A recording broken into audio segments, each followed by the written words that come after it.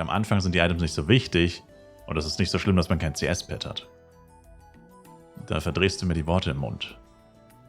Das war nur an Free-to-Play-Leute gerichtet, die kein CS-Pad haben und da habe ich nur gesagt, dass am Anfang die Items eh nichts wert sind bis Level 60 und dass es deswegen nicht so schlimm ist, wenn man nicht alles aufhebt. Weil das zu viel Zeit kostet.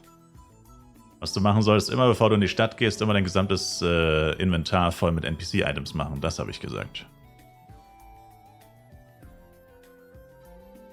Donnerstag wird so ehrenlos. Ich werde 16 Stunden grinden und 3-mal Essen bestellen.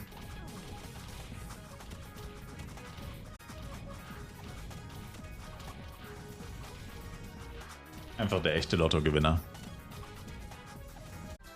Du liebst es, wenn die Kreditkarte pfeift. Aus dem letzten Loch oder was? Man könnte sich theoretisch auf FEC, keine Ahnung, 5x8 Charakter auf 140 ziehen. Oder es zumindest probieren. Oder zumindest 130 plus. Und dann auf Bodeng die ganzen Asria, Volcano und Coral Island Quests machen, die alle so arsch viel Penya und Products geben. Und dann hat man die ganzen Products und das ganze Penya auf Bodeng, wo es viel mehr wert ist. Allerdings ist das, ja, leichter gesagt als getan. Allein 1x8 Charakter auf 130 plus zu ziehen, wird ein paar. Dann passt jetzt mal auf, was ich jetzt mache. Wisst ihr, was wir hier mit... Wenn man noch gar keinen Char auf den Standardservern haben sollte, ist es doch immer noch sinnvoll, auf FEC anzufangen, oder? Wenn man gar keinen Char hat, auf jeden Fall, ja. Es ist immer sinnvoll, auf dem FEC-Server anzufangen. Außer, wie gesagt, wenn du auf Bodeng halt schon einen Charakter im absoluten High-Level mit Endgame-Equipment hast. Das habe ich jetzt schon mehrfach gesagt, also... und danke für den Follow, Greacher. Danke für den Resub, Lorenor, by the way. Oh. Oh, doch nicht. Puh, ich dachte schon. Genau, also es lohnt sich eigentlich immer. Außer wenn man eigentlich schon alles hat. Weil dann würde man sich halt fragen, warum noch einen neuen Char anfangen. Kannst du auch einfach auf Bodeng weiter farmen. Weil alle Belohnungen, die du auf dem FEC-Server bekommst, sind ja eh gebunden. Also wird es sich ja für so jemanden mehr lohnen, einfach auf Bodeng weiter ungebundenes Zeug zu kaufen, aufzubauen. Nur für Leute, die die ganzen Sachen noch nicht haben. Wie eben Leute, die gar nicht spielen oder Leute, die nur Low-Level-Charakter haben. Für die ist es halt doppelt interessant, weil die könnten sich ja erstens einen High-Level-Charakter zum ersten Mal holen. Und sie könnten sich auch High-Level-Equipment zum ersten Mal holen. Und denen ist es ja dann auch eher egal, ob das gebunden ist oder nicht. Neuen Leuten. Also ich sag mal so. Für jeden, der erst struggelt mit 8 Chars, oder der es noch nie gemacht hat, ist es wahrscheinlich klüger. Ihr levelt mit 2 Chars auf 15. Und holt dann erst eure anderen 6.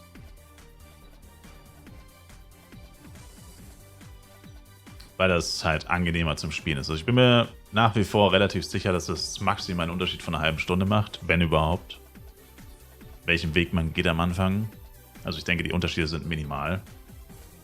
Aber ich denke halt, für die Psyche ist es halt angenehmer, wenn du halt früher den First Job Change hast und dann das Gameplay von dem Main Character halt einfach angenehmer ist. Aber nervig dann ist halt zum Beispiel mit den ganzen Low-Level-Chars entweder in Mars Dungeon zu gehen. Davon würde ich sowieso, glaube ich, eher abraten, weil das echt Abfuck ist, wenn im Mars Dungeon immer ein Leecher stirbt, dann musst du immer erst nachholen, sonst kannst du nicht weiterspielen. Oder kannst du schon, aber macht nicht so viel Sinn. Also Mars Dungeon würde ich, glaube ich, sogar einfach vermeiden. Da wird sowieso die Hölle auf Erden los sein. Ich würde dann wahrscheinlich direkt nach St. Morning gehen. Aber auch das ist nervig, da musst du 8 Blinkwings kaufen, mit einen 8 nach St. Morning Blinkwinken. Und wenn die dann irgendwann mal Level 15 sind, musst du wieder zurück Blinkwinken und so. Geht nicht allzu viel Zeit drauf, aber es ist trotzdem auch nervig auf jeden Fall. Das ist eigentlich egal, was du machst am Anfang, es ist alles nervig und ätzend. Das ist halt der Nachteil von dieser Taktik. Aber wie gesagt, für Leute, die es noch nie gemacht haben, ist es höchstwahrscheinlich angenehmer, wenn sie erst den einen, beziehungsweise Assist plus Mage hochspielen oder was auch immer sie spielen. Und dann die anderen nachziehen. Aber muss jeder selber wissen, denke ich. Sehr viel schneller wird man die Party trotzdem nicht auf Level 10 bekommen, weil Party Level 10 dauert auch nach Level 15 immer noch leider verhältnismäßig lange.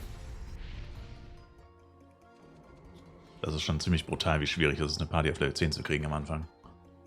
Keine Ahnung, warum das so übertrieben schwierig ist, ehrlich gesagt. Job Change machen auf Level 15. Höchstwahrscheinlich, ich bin mir ziemlich sicher, die Party wird dann nicht Level 10 sein. Die Party wird dann immer noch nicht Level 10 sein. Das heißt, sie wird sowieso auf Level sein. Also, bin mir zumindest ziemlich sicher. Ich meine, ich war erst in St. Morning irgendwann Level 10. Kann aber auch sein, dass es Tag 2 schon war. I don't know. Auf jeden Fall, es dauert wirklich lange mit der Party Level 10. Und vollkommen egal, welches Level die Party aber hat, wenn es geht, auf Schaden. Und nur, wie gesagt, wie immer mit den 19 Leveln, nur dann auf Level. Also das ändert ja daran nichts. Und wenn du die herkömmliche Taktik machst, dann hast du halt normalerweise einen Charakter auf Level minimal höher vielleicht als die anderen, aber grundsätzlich normalerweise alle auf dem gleichen Level. Dann bist du halt, keine Ahnung, höchstwahrscheinlich trotzdem Level 15, wenn die Party Level 10 erreicht. Vielleicht schon ein bisschen früher. Und auf der anderen Seite bist du halt erst Level 15 und dann erreicht die Party Level 10. Und deine ganzen Leecher sind dann halt aber erst Level 1 und 2. Und nicht alle schon Level 8, 9, 10, whatever. Das macht eigentlich wirklich so gut wie keinen Unterschied. Und vor allem ändert es nichts daran, wie man spielt. Die meisten Klassen bis Level 60 sind gar nicht so bad. Also Moonbeam ist zwar das Nonplusultra, weil es einfach so einfach ist. Aber Akrobat mit Bogen levelt extrem gut. Mit Junk Arrow, Aimed Shot, Autoshot levelt extrem gut. Mercenary mit Skills levelt extrem gut. Mage sowieso. Also es ist natürlich nicht das Schnellste dann. Aber lieber nimmst du nicht das Schnellste und stattdessen einfach das Richtige für dich, als dass du das Falsche nimmst und dann vor die Wahl gestellt wirst, wie du, oder vor das Szenario gestellt wirst, wie du dann überhaupt weiterspielen sollst. Weil du in Anführungszeichen jetzt die falsche Klasse ist, dein höchster Charakter und dein eigentlicher höchster Charakter oder dein eigentlicher Main Character ist voll niedrig und kann jetzt nicht mal alle deine Charts eigentlich richtig leveln. So sehe ich das einfach.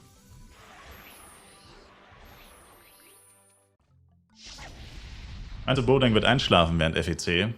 Ja, war letztes Mal auch so. Natürlich nicht komplett, aber halt schon stark.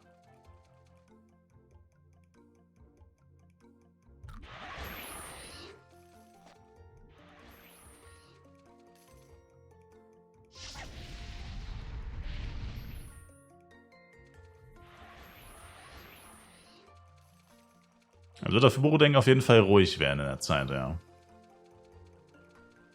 Wie ruhig? Schwer zu sagen. Letztes Mal war es schon deutlich ruhiger.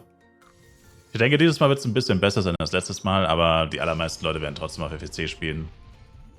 Safe Call. Leute, für 70 € Fertigfraß einkaufen. Ich bin ready. That's my boy. Aber ist doch ein ganz normaler Einkauf, oder nicht? Was hat das mit dem FEC-Server zu tun? Das kauft man doch jede Woche für 70 € Fertigfraß. Sir.